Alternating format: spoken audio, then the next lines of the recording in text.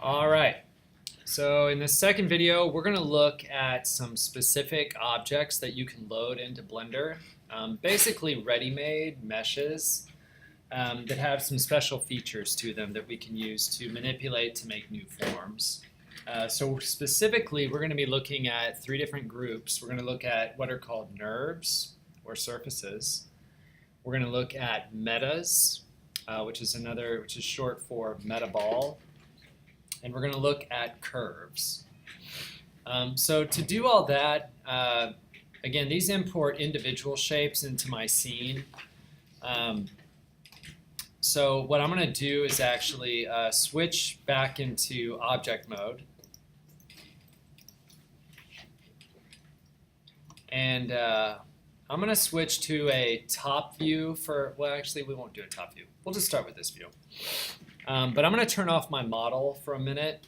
So I'm going to go to my outliner and switch off the eyeball for my model temporarily. And recenter my screen here so I can see my grid plane.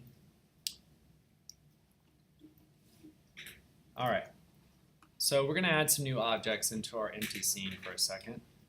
So down below, where it says Add on your 3D menu, click on that.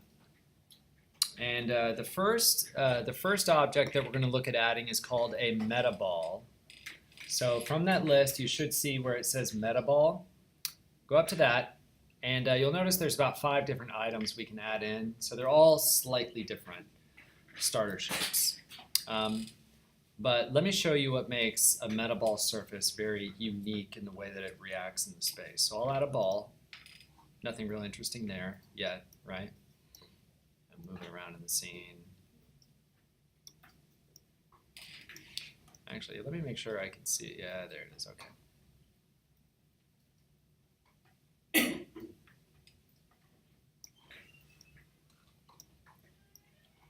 Okay, so I got a ball, and I'm also going to add in another meta surface. This time I'll add in a plane,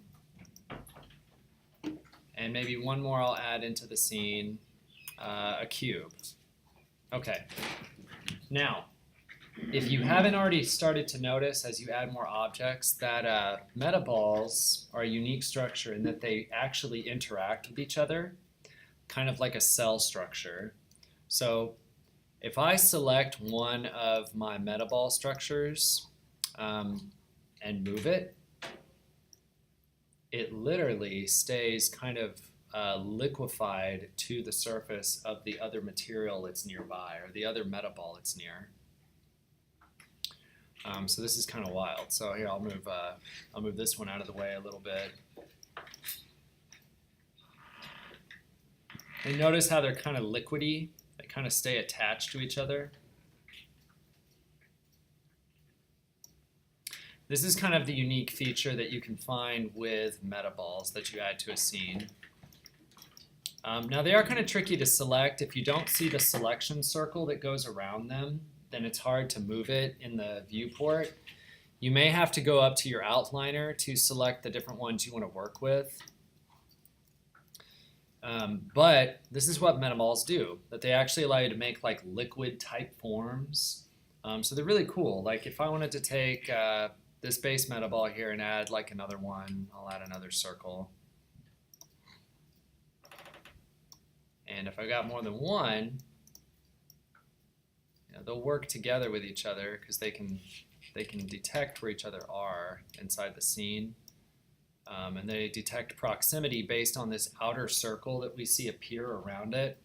So if a metaball comes into close contact with that outer circle region, then they will bond together in some way, or try to. You can also rescale them so that you get kind of a different effect of how they interact with each other.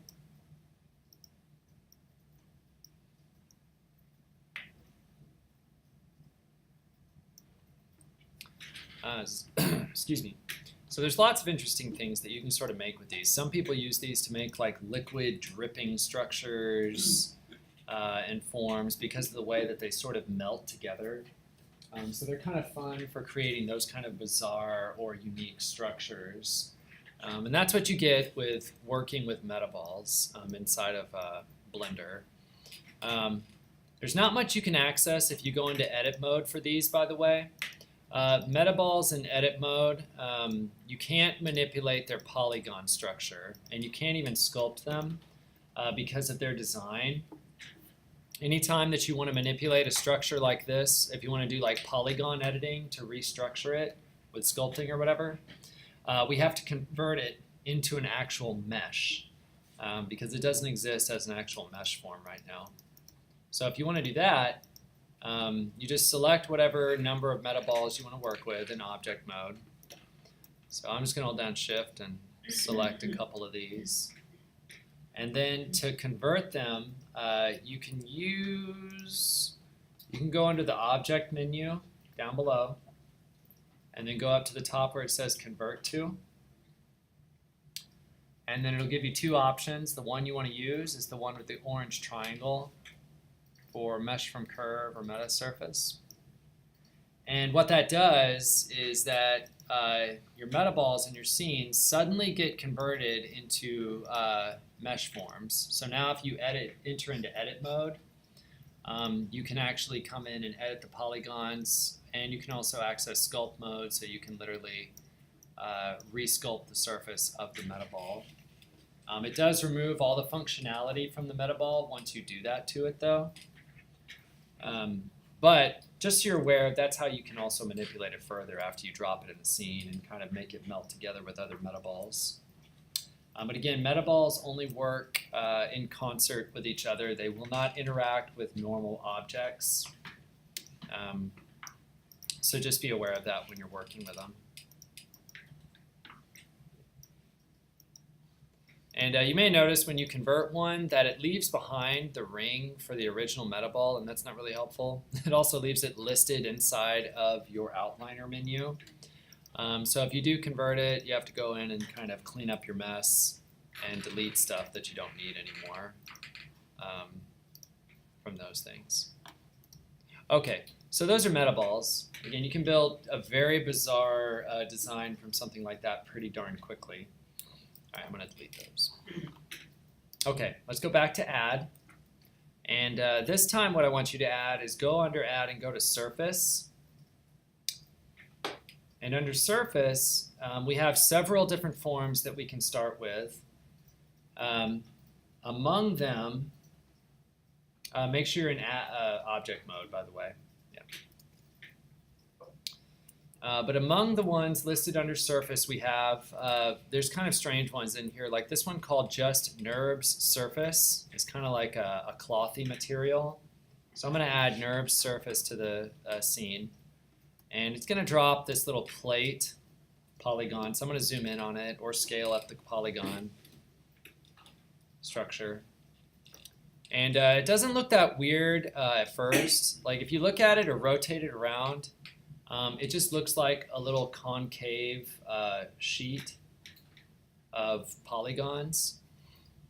But if we enter edit mode, in edit mode, it will give you this editable structure over the top of the NURBS surface that you can use to change its shape. So I'm going to turn on quad view. When doing edits on a NURB, it's a lot easier to see what you're doing. But the cool thing is that this little grid that pops up over my NURB surface, I can click on any of its little anchor points or intersection points across this little grid to manipulate a specific part of the NURB surface or stretch it or skew it in that particular direction. So some people use this to make very unique forms.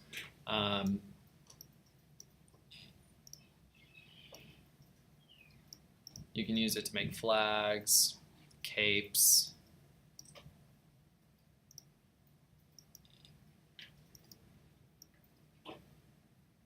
or other sort of strangely tapered objects.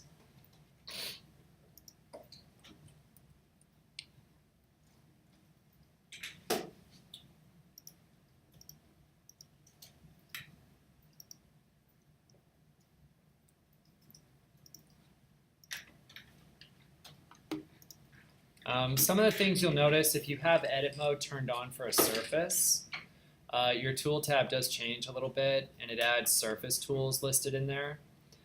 Some of the specific ones it has are things like this thing called toggle cyclic. And if you use cyclic U, it will literally convert your NURB into a complete wraparound form instead of just being a little sheet of whatever, little half piece. It'll make it into a complete wrapped around kind of tube-like shape.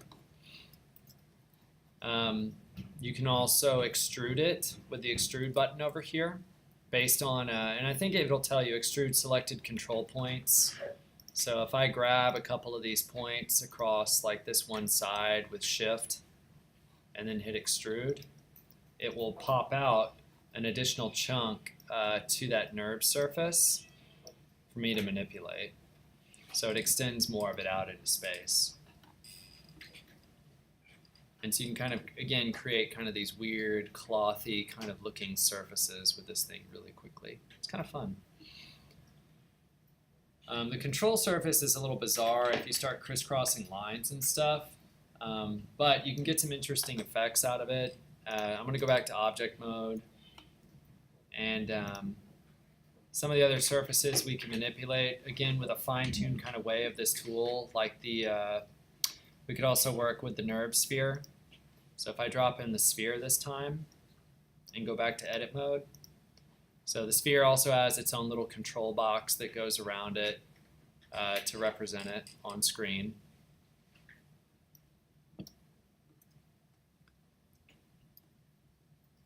And again, you can use the grid structure by clicking on any one of these little outer points to fine-tune the editing on it, to skew or change the shape of the object.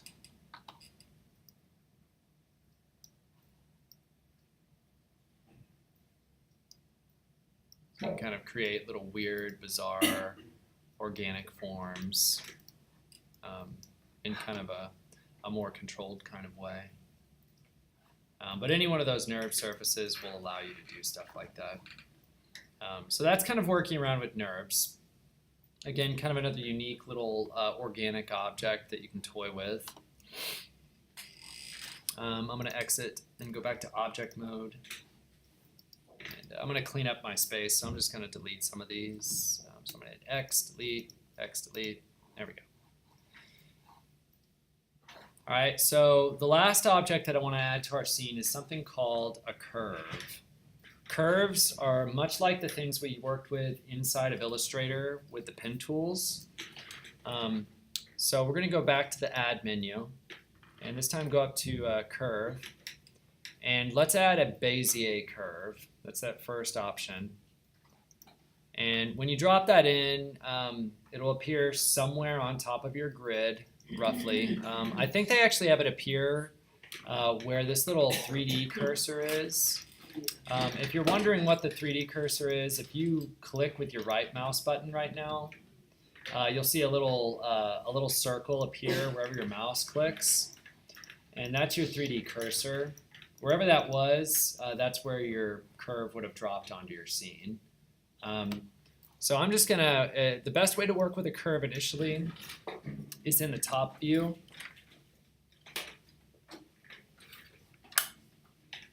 So work in your top viewport, zoom in on it so you can see what you're doing. Because a straight curve on its own is very small at first. You can always scale it up, obviously. But I'm just gonna zoom in real quick. And it doesn't look like much right now, but if we go into our property panel over here on the right side of the screen, our properties panel has properties specific for curve editing here, and it looks like the same little icon we used to add the curve. So look for there's a little 2-dot line structure that's connected together on your property panel line. Click on that, and that'll turn properties on for your curve property. And I want to show you some options here to convert it from looking like just a little flat dimensionless line and then converting it into an actual three-dimensional form. All right, so the first thing we're going to change is under this section called geometry. So look down in your list of curve properties for the section called geometry. And what I want you to change here first is the option that says depth. There's a value slider for depth. So if you click and drag your mouse over the depth slider area, you can give your model thickness. So again, when you're working with it, with these sliders in Blender, you could use the arrow if you're trying to do like microscopic changes. But if you want to do them quickly, you can just click and drag inside the bar for the value to make it happen faster. Oh, I'm not getting it. I'm not able to do it. Are you on the, oh, click away from it for a second. Now go back over to bevel depth and click and drag on it. Okay. Yeah. If you click once on it, it activates the value to where you can type with the keyboard, and then you can't drag with the mouse anymore unless you deselect it. All right. So we give it a little depth, so it has some dimension to it. Cool. If you rotate around your user perspective window, you can kind of see what's going on with that little curve now. So now it's actually got some shape to it. You may notice that the version of curve we have open is only half of a full shape, so it's carved out like a half pipe. The reason for that is because one of the options set up in the top of your curves property under shape, there's a section called fill. It's got a black button. And under fill, you can change how the curve appears in 3D. So it can be a half, it could be the front, which makes like a ribbon, or it could be full, and full makes it a complete wraparound tube. So it has sides all the way around the curve now. Now, okay, we're getting somewhere. Let's keep going. Slide back down to geometry. And this time change the resolution factor. So where it says resolution in white, so if you look under under geometry, look under bevel and find resolution, and click and drag on the value for resolution, and it will round off or increase the quality of that structure. Is 32 the max? Yeah, you don't want to go crazy with it. Like 32 is way too much. You really just want to push it far enough to where it actually looks round. I mean, unless you like the polygon look, where it's really rigid, you push it far enough to make it look round.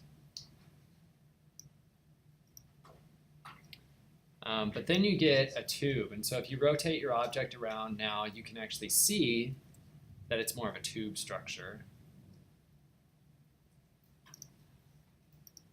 All right. Other things we can do over here under geometry, we can use extrude, so it'll stretch out the form.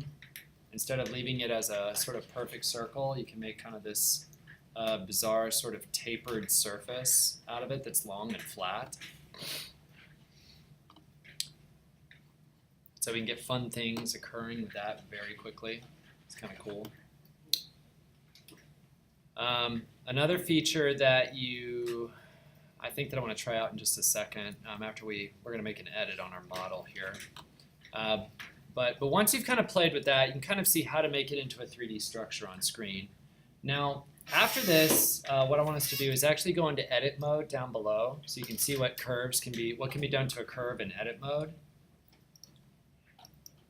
So if you go into edit mode and switch your viewing shader, that white circle on your 3D menu, switch that to wireframe so you can see through your object.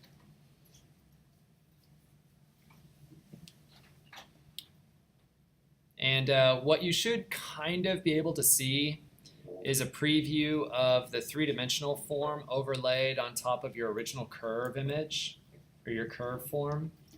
Your curve might look like a set of little arrows that sort of point along a little pathway inside your object.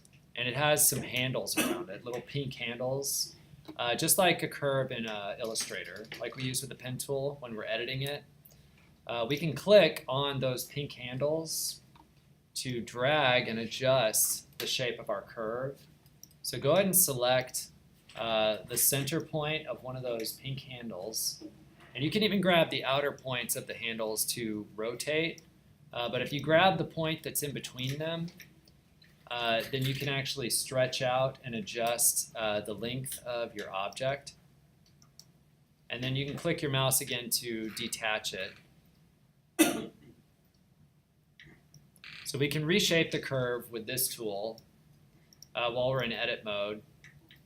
We can also extend our curve into space. So if you have a specific endpoint of your curve selected, then you can go and hit E for extrude, and then drag your mouse out, and you'll pull out an additional curve that's connected directly.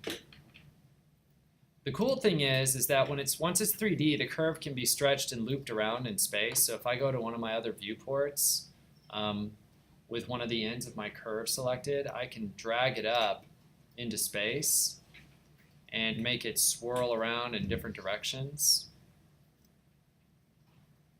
I'll extend it into space again, so I'm going to extrude it one more time. And this time I'm going to have it loop around this way.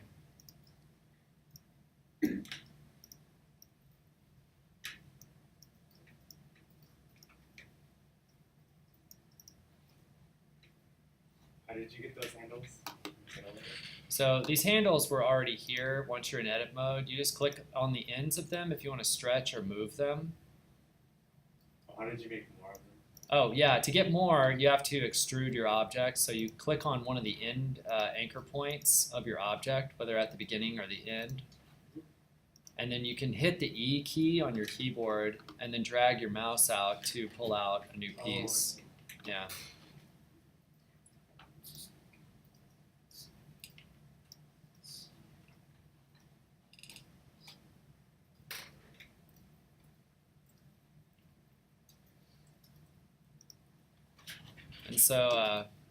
And so that's how you can kind of have fun with like editing the curve after you've created it, or if you've made it 3D. I'm going to switch back into solid shader mode. So I'm going to exit the wireframe down here below and change your sphere into a solid white one so you can see what it's been doing.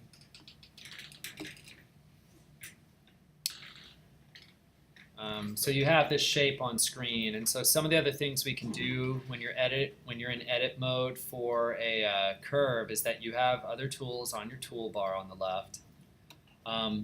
One of them that's cool is that shrink and flatten option. If you select one of your curve anchor points and then use the shrink flatten button over in the transform section of tools, you can then taper that one point to shrink or grow it.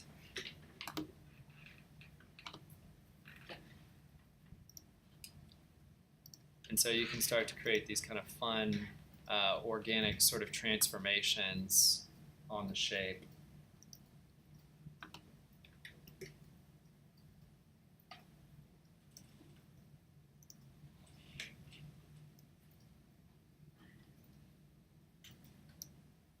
And that's what shrink or flatten will do if you have it working like that. If you hit the toggle cyclic button that's over here on the left toolbar, it will complete the shape for you and connect both ends together with an invisible path,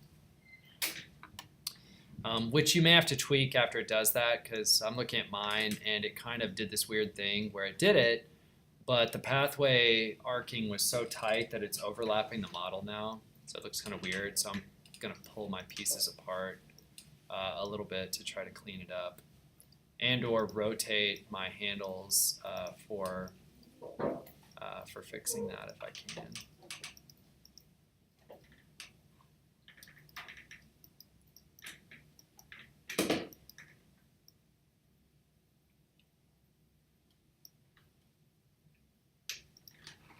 But that's kind of the fun of working with a curve, so you can make kind of other bizarre shapes with it. This is a basic curve. I'm not going to really show you how to make it do custom shape pop-outs. This is just the basic shape it makes is kind of round unless you reduce its resolution, and then it'll make more of a flat shape. You can also use it to make ribbons if you don't want it to be a full 3D form like this. If you go back to fill in your property menu and you switch it from full and change it to like front or back, I think it's front or back, or is it half? Which one is it?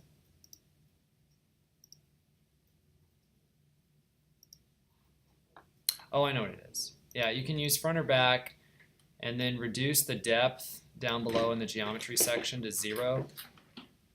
And it will look like a ribbon instead of a thick surface. It's basically just taking the depth out of the shape. Is what happens when you do that. And it only looks that way if you have extrude up to make it thick. Without extrude on, it doesn't look like a shape at all.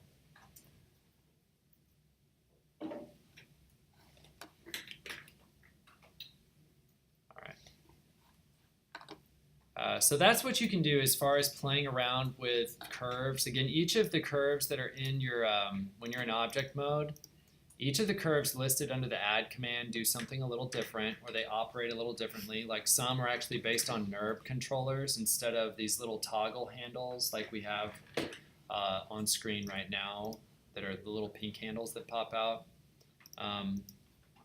They also have versions of curves that are based on NURBs, so they work differently. But that's a way that you can actually create kind of long, wrapping, snaky-looking forms inside of space when you want to have a little more control over it if the sculpting tool doesn't allow you. All right. So that's all I'm going to talk about in terms of adding like more bizarre or custom shapes that you can create inside of Blender. There are obviously many more listed under that add command that I'm not going to talk about, like text. Is also a tool that you can add in there. But again, I'm not really going over that, but you're welcome to take a look at it if it's pertinent to your concept. All right, that'll conclude this video. We'll look at the last video as far as tackling some of what are called object modifiers.